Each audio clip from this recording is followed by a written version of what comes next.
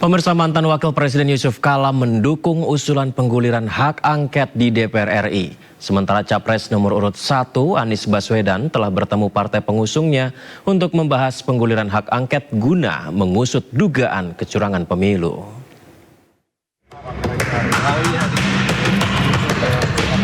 Wakil Presiden RI ke-10 dan 12 Yusuf Kala mendukung usulan pengguliran hak angket di DPR RI. Menurutnya usulan pengguliran hak angket merupakan hal yang baik untuk menghilangkan dugaan kecurangan. JK pun meminta kepada pihak yang diduga melakukan kecurangan untuk tidak panik jika memang tidak benar. Saya kira dua-duanya baik, karena sekarang banyak isu bahwa ini ada masalah. Jadi kalau ada angket, kalau memang tidak ada soal kan bagus, akan menghilangkan kecurigaan. Kita tak usah khawatir. Bagi yang menuntut kalau hasilnya bagaimana, itu kan juga baik. Jadi tak usah kita juga apa-apa. Kalau memang tidak ada apa-apa, ya jalan aja, jangan khawatir. Sementara calon presiden nomor urut 1 juga telah bertemu partai pengusungnya mengenai usulan hak angket DPR guna menyelidiki dugaan kecurangan Pilpres 2024. Saya setuju dengan surat yang dikirimkan oleh PKS dan dikirimkan oleh PDIP. Sama. Tim Liputan iNews melaporkan. Dukungan Koalisi Perubahan terhadap semua langkah untuk mendukung pemilu yang jujur dan adil makin membuka lebar wacana penggunaan hak angket. Saat ini Koalisi Perubahan menunggu sikap dari PDI Perjuangan.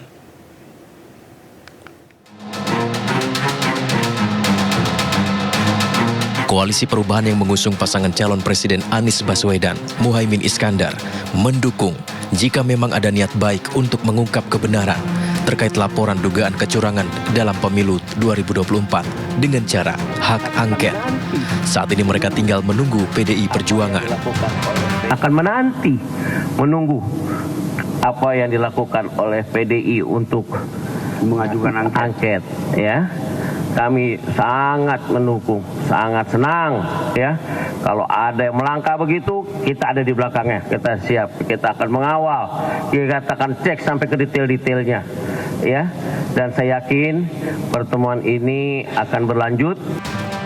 Berbagai masalah terjadi di pemilu 2024. Salah satu yang masih menjadi pertanyaan adalah penggunaan aplikasi Sirekap sebagai penghitungan suara. Dalam sebuah surat pernyataan, PDI Perjuangan menolak penghitungan suara dengan aplikasi Sirekap. Surat ini ditujukan ke Ketua KPU. Menyusul PDI Perjuangan, DPP Partai Keadilan Sejahtera, PKS juga resmi melayangkan surat kepada KPU untuk meminta menghentikan Sirekap dalam penghitungan perolehan suara pemilu 2024. Politikus PDI Perjuangan Adiana Pitupulu menegaskan hak angket merupakan pilihan konstitusi dan tidak boleh dilarang. Kesadaran setelah melihat temuan dugaan pelanggaran penyelenggaraan pemilu membuka peluang komunikasi hak angket akan berjalan.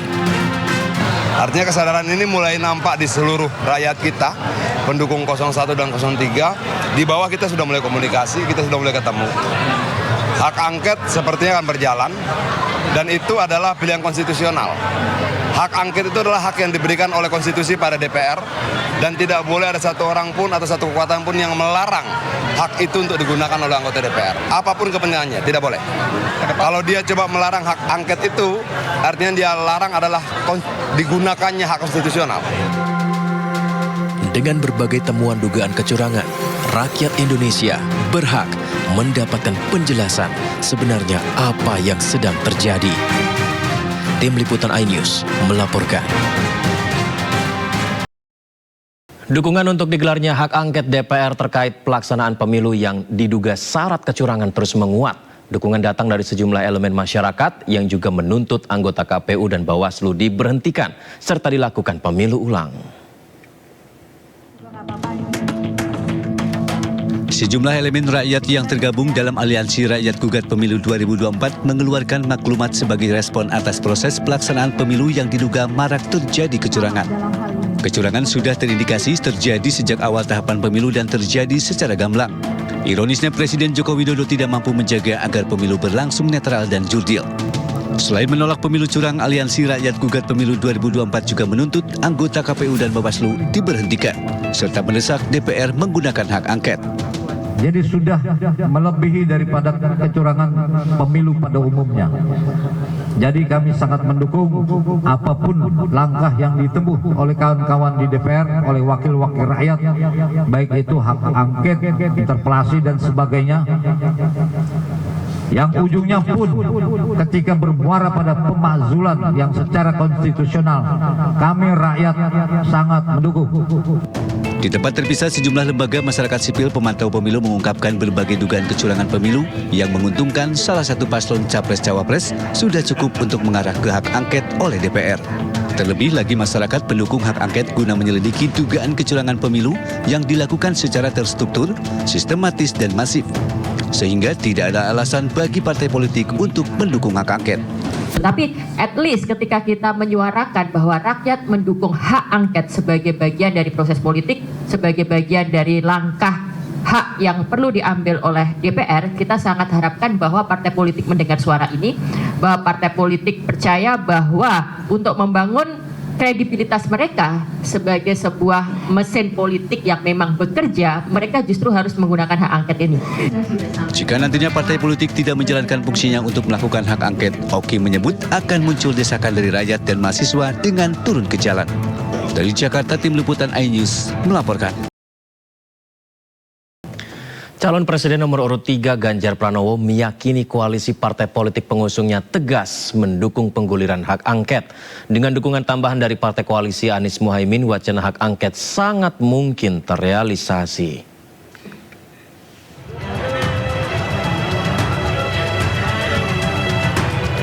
Calon Presiden nomor urut 3, Ganjar Pranowo yakin jika penggunaan hak angket merupakan langkah tepat guna menyelidiki berbagai dugaan kecurangan yang terjadi selama pemilu 2024. Dirinya juga menegaskan wacana hak angket bukan sekedar gertakan dan memastikan partai koalisi Ganjar Mahfud tetap kompak. Hal ini menjawab keraguan publik di mana sebelumnya Majelis Kehormatan P3 menilai hak angket kecurangan pemilu tidak perlu dilakukan. Angket itu adalah cara terbaik ketika kemudian hari ini kondisi pemilunya seperti ini. Kan ada cerita Sirekap, kan ada cerita server di Singapura. Sementara KPU mengatakan enggak kok di tempat kita, loh ini masih satu mengatakan IP-nya saja ada kok masih dibantah. Terus kemudian yang kedua, bagaimana cerita yang ada di lapangan, bagaimana aparatur dan sebagainya. Kan yang paling bagus untuk bisa mengklarifikasi semuanya ini, ya sudah penggunaan hak pengawasan, hak konstitusi dari DPR untuk kemudian membuat penyelidikan itu paling bagus, paling fair. Tapi kami tidak pernah menggertak, kami menyampaikan cara yang biasa saja. Ada banyak cara sebenarnya, angket boleh atau raker komisi 2 aja deh, segera. Ya sampai dengan tanggal 15 kemarin, alternatif kita sampaikan. Saya kira kita kompak juga. Sementara itu berbagai langkah dilakukan Partai Koalisi Prabowo Gibran untuk menghindari wacana hak angket terrealisasi. Dilantiknya Ketua Umum Partai Demokrat Agus Harimurti Yudhoyono sebagai Menteri ATR BPN diyakini menjadi salah satu cara agar langkah koalisi Ganjar Mahfud dan Anies Muhaimin semakin sempit. Ya kalau hak angket kan hak politisi DPR. Tapi Partai Golkar dan koalisinya itu pasti akan menolak. Dan kedua, koalisi presiden sampai saat ini adalah bertambah dengan Mas AHY masuk. Jadi yang di luar pemerintah semakin sedikit. Mengacu pada Undang-Undang Nomor 17 Tahun 2014 tentang MD3, hak angket sedikitnya harus diusulkan paling sedikit oleh 25 anggota DPR dan lebih dari satu fraksi. Usulan nantinya akan resmi menjadi hak angket DPR jika mendapat persetujuan rapat paripurna yang dihadiri dan disetujui oleh lebih dari setengah anggota DPR yang hadir dalam rapat tersebut. Saat ini parpol pendukung Ganjar Mahfud yang diisi dengan PDIP dan P3 memiliki 147 kursi di DPR. Ditambah dengan parpol pendukung Anies Muhaimin 167 kursi. Maka jumlah total parpol pendukung hak angket sebanyak 314 kursi. Jumlah ini jauh lebih banyak dibanding dengan parpol koalisi Prabowo Gibran dengan jumlah 261 kursi dari 4 partai, yaitu Gerindra, Golkar, PAN, dan Demokrat. Dari Jakarta, Tim Liputan iNews melaporkan.